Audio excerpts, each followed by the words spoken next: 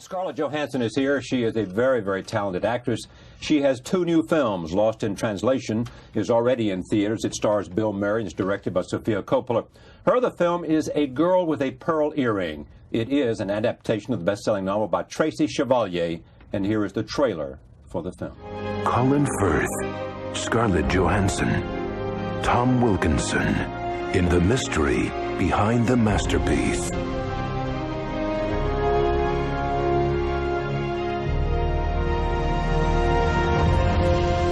Girl with a Pearl Earring. He looked inside me. Pleased to welcome Scarlett Johansson to this table for the very first time. Welcome. Why, thank you. It's great to see you here. Now look at this. This is the New York Times in the arts section. Smoldering Daughter of Delft, which was where Vermeer painted. This is the painting, and this is you. That's right. That?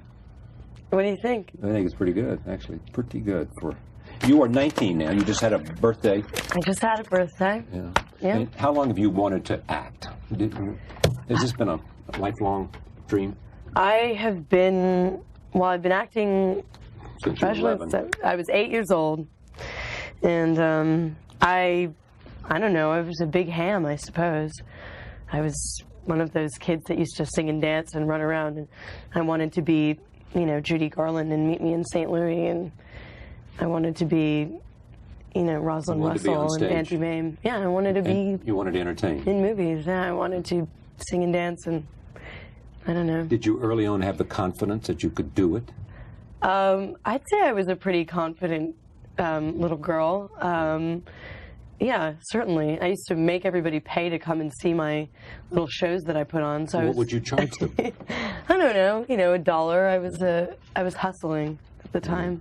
Now, your mother played a significant role. Oh yeah, she still does. She's your my manager.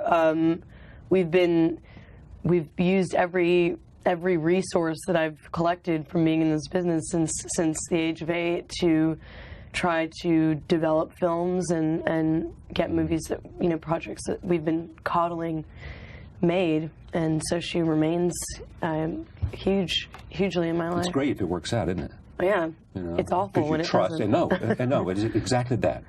Because if it works out, you trust them. You know they'll be protective of you. You know they want your best interest. If it's awful, they're always driving you from their ambitions, not from yours. Yeah, and it's ugly and not It's fun. very ugly. I've witnessed a lot of that, you know, being a little girl and pounding the pavement with my mom. And it's a very...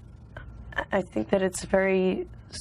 There's a lot of conflict between what kids want to do and, you know, what their parents envision for them, and it's a scary kind of thing. But and critics praise you a lot. I mean, both of these performances are very good, and you're getting huge notices, and you know that, so there's no need to not to appreciate that. How did you get this good? Was it a lot of just working all the time? Was it very good teachers at important moments? Was it good advice and working with great talent that helped you? All of that plus. You know, it's hard when you're presented with something that's, you know, how'd you get this good? You know, because for me, I understand, and I try to make the question better, but that's the best I can do. It's all right. It's not too bad.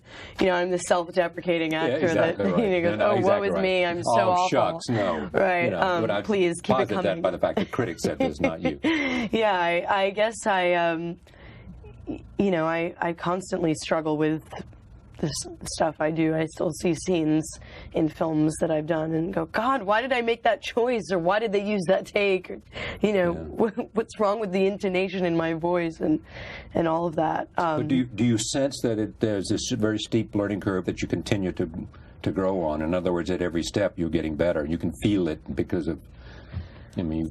I think that it's interesting that the more films that you make that are successful, it seems, the more there's a certain pressure on you to keep making great films and to keep being, you know, fantastic in them.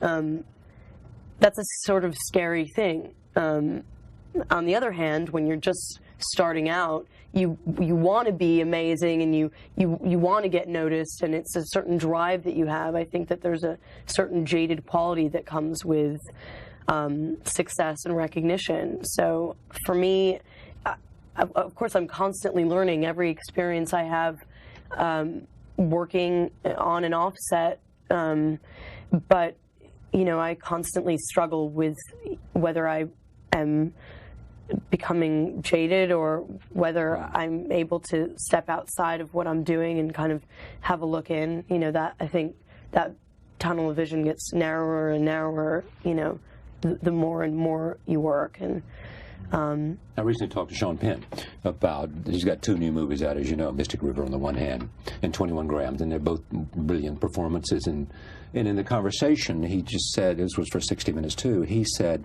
it's just at 45, it's just come together. And he's had a lot of rather remarkable performances before. He's been nominated a bunch of times. But he feels like something has sort of come together. I think he feels stronger about his work than he's ever done in the performances. I think it's something that happens to you as you get older. I think you go through periods when you doubt very much what you're doing. Or should be doing it, or should be doing something else. Right. And other periods, I suppose, when when everything just seems to be, when you seem to know yourself really well. And I think with a job, being an actor, it's a very strange sort of profession. You're manipulating your emotions all the time. It's very unnatural, going against the grain. And I think that it's something that the more you know about yourself, and it seems to be the more you grow, and the older you get, you're able to have more things to sort of pick and choose from, and know yourself, better and better, I suppose. Any similarities between these 2 women, Charlotte and Greet? I think they're very different characters. I think that they're both, unquestionably observant. But for me, Greet, you feel as though she could conquer anything. She could survive anything. Right. The plague, the household. Right. Greet being, if you haven't seen the movie, is the model for Vermeer. That's right. And Charlotte, I think, needs Bob Harris, who's played by Bill Murray in Lost in Translation. She needs him to help her get through her 24-year-old midlife crisis.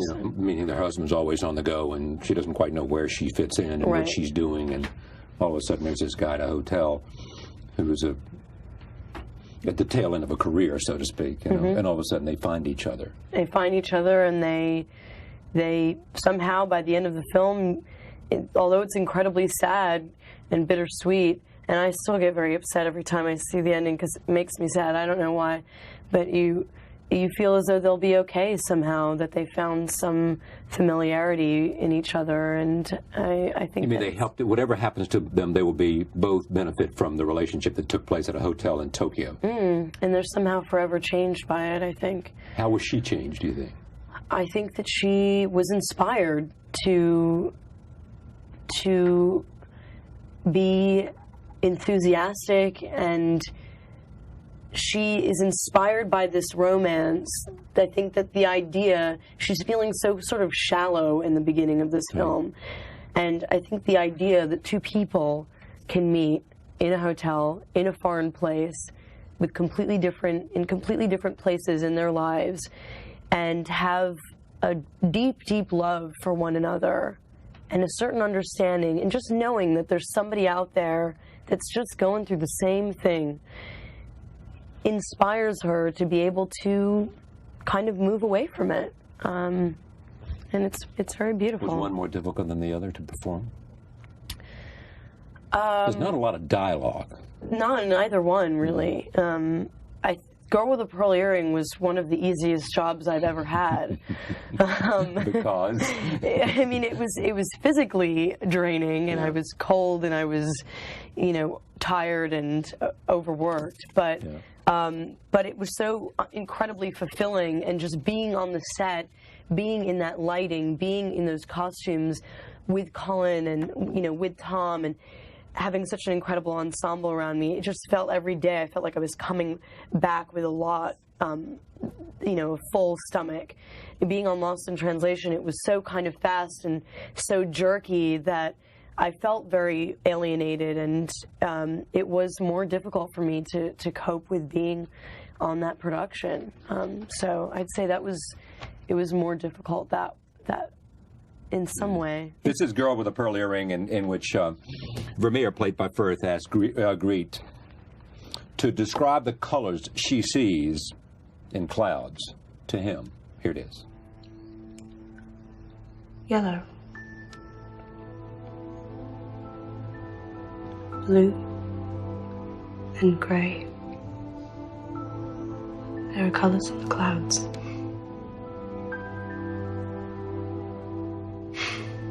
Now you understand.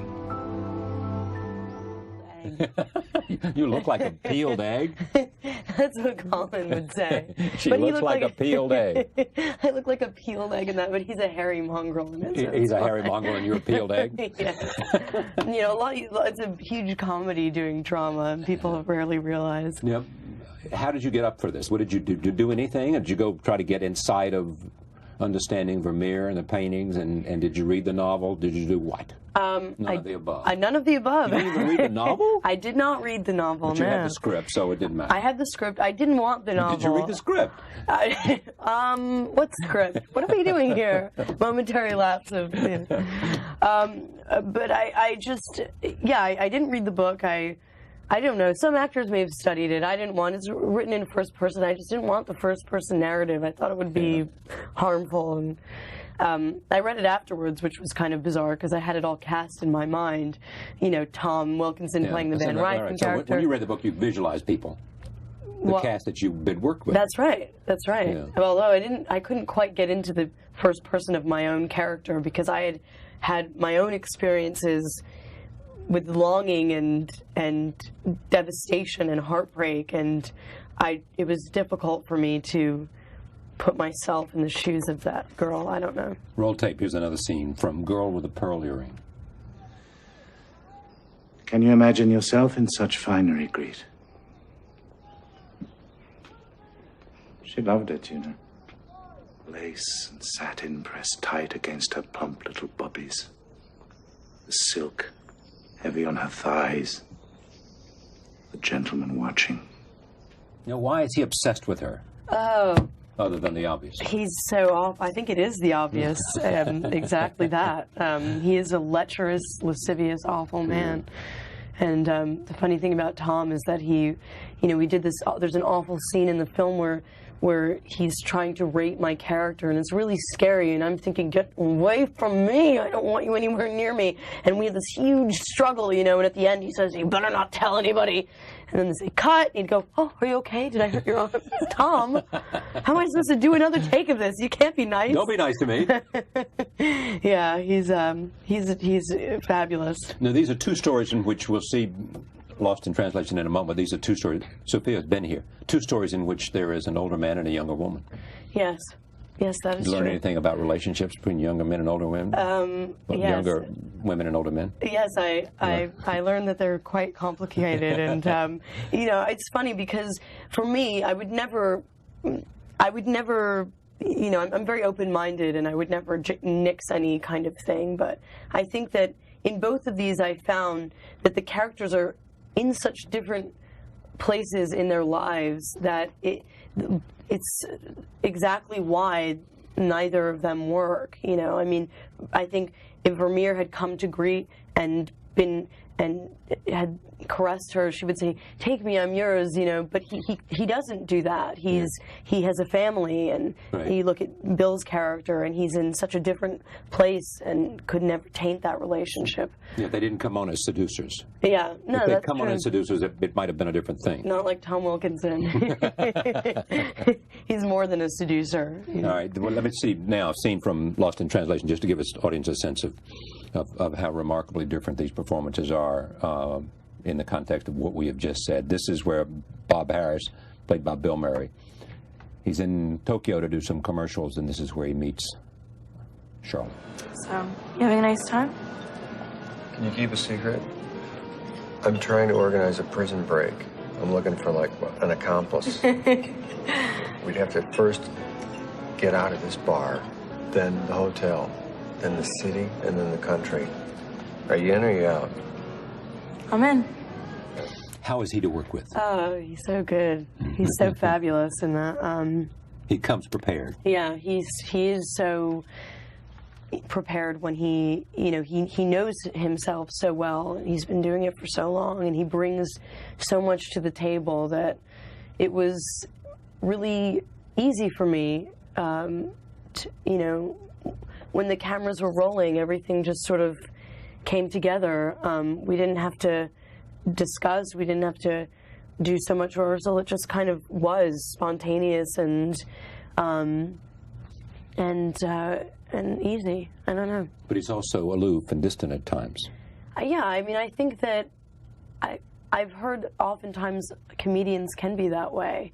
I think that comedic actors. Yeah, comedic actors. I mean, in a sense, they're sort of, you know, they're so self-deprecating in a way. They're taking so much sort of out of themselves, sort of deflating themselves at times, I think. And I think that I think that sometimes they're on and sometimes they're feeling very private. I think both of us felt we're so exhausted from this schedule that, you know, all we wanted to do on our off time was just, you know, eat McDonald's and stare at the floor. Must be great too, because of these performances, but others, you know, that's been building. You know, the better you are, the better roles you get, the better roles you'll be offered. Yes. You know, I mean, I just saw Coal Mountain, and I thought both. It's a movie as good as Jude is. I mean, it is really Nicole's movie, and it is Renee's movie. I mean, it's for my money. I mean, this is extraordinary, as good as Jude is. And you think Nicole, those two people must be the best of their times too, because they've grown to a place where they'll have such creative opportunities, such opportunities to stretch and grow in parts, because the best directors and the best writers and the best producers want to work with them. You know, and you've arrived at that point, I suspect, especially because of age. You get a choice of films that are age relevant. Well, I mean, that's what's, because people have often asked me, you know, well, what are the perks of being in this kind of position, you know, the it girl, whatever that means.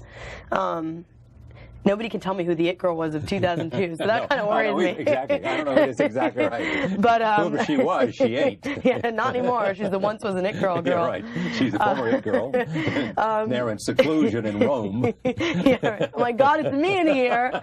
I don't want to be the it girl because I don't want to be yesterday. Don't say that. Don't say it girl. I don't want to know that I've arrived. I don't want to know any of this. Exactly right. So none of that's happened to you.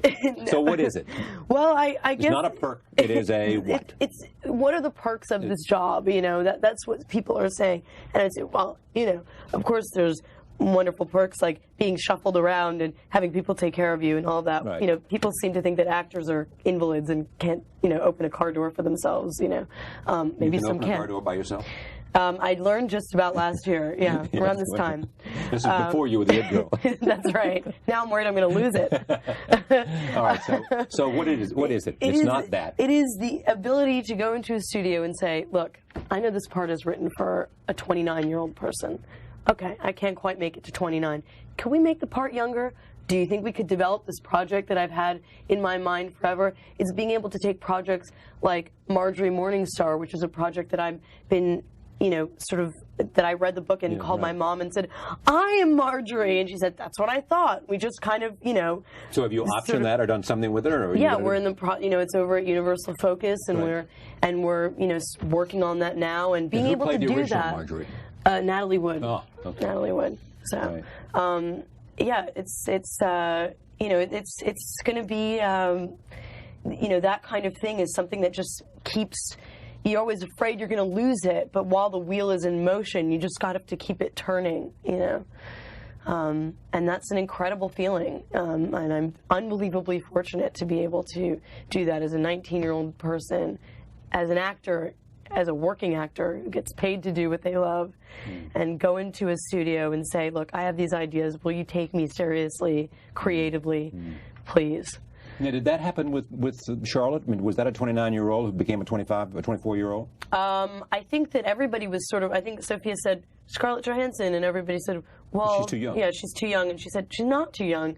And she really was you know, sort of my, she was really there for me from the get-go, and I think really fought for me and didn't have to fight too hard. I think she just said, Scarlett, she's old enough. Okay, let's get Bill now. What is it you think you need to learn? Do I think I need to learn? No, what is it you think you need to learn? I mean, where do you think you need to grow at the tender age of 19? Oh. What needs work on? I am, I know that I should probably be more patient than I am with things, but I don't like to be patient because I feel like you should strike while the iron's hot and get things going. I mean, nobody advocates for you like you do for yourself. You know, if you kind of get left by the, you know, by the wayside unless you keep pushing forward. And, but I'm sure there's times when I am impatient, and I guess that's something that, you know, is a virtue that I'll just try to keep reminding myself of, and trying to remind myself to be compassionate and those things. But there's a sense of urgency. Yeah, I'm always, The moment is red hot. That's why, you know, all of my dreams, I'm sure if you analyze them, are filled with anxiety all the time, because even in my regular life, I may be very relaxed, but apparently in my subconscious, I'm dying to get things done. What kind of dreams do you have? Well, I have, you know, now that we're shooting in Italy, I've had the most bizarre dreams ever. You know, I had a dream the other night that I walked into my new apartment and it was huge, and I ran around going, "It's mine, it's all mine." I don't know what that means, but that wasn't exactly an anxiety dream. That was just bizarre. You know, I'm always losing things. I can never get to where I need to go. I can never fly when something's chasing me. I have all those dreams where I know I can fly if I could just get off the ground. These stupid wings, you know, they won't go, and I have all those awful anxiety dreams. You know? Oh, dear. Thank you for coming. Thank you for having me. You're quite wonderful, and it's a delight to have you. Much success with It's been all a of pleasure. this. My pleasure. Thank you. Thank you for joining us. See you next time.